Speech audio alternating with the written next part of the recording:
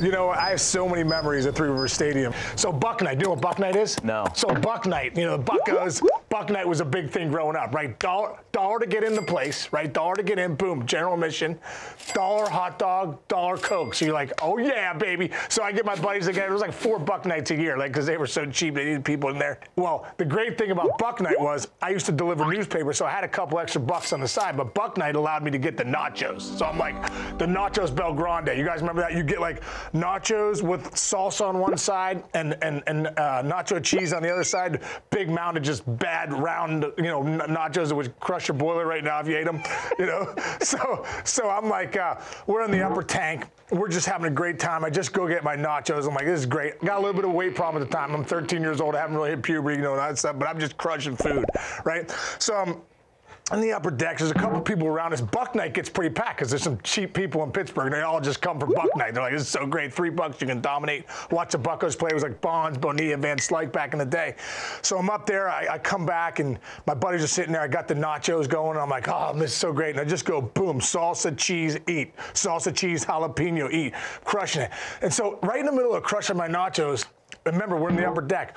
All of a sudden, I see this like paper airplane flying. I see something coming towards me, but I don't think much of it. I'm like, man, what is that?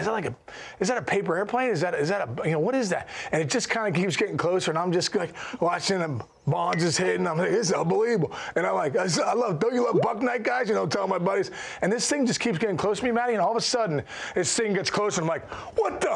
And it's like, and I like go to put my nachos down, and bam, this humongous bug is in my nacho cheese, and he's like, roar, and I'm like, ah, right? And I'm like, I can't believe it. Drop my nacho. I start stamping it out, right? I'm like, my God, it's unbelievable.